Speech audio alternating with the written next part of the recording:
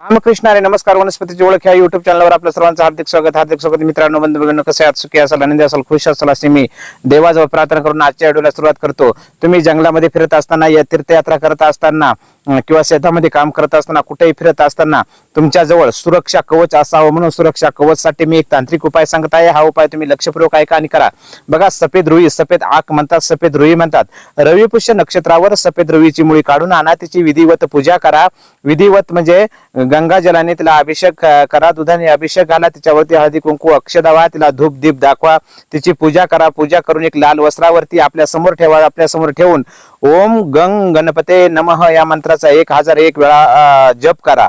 बघा, समोर ठेवून ओम गंग गणपते नमः या मंत्राचा 1001 वेळा जप करून ते तुम्ही लाल कपड्यामध्ये लपेटून आपल्या दंडावर बांधा, गळ्यामध्ये बांधा, खिशामध्ये ठेवा.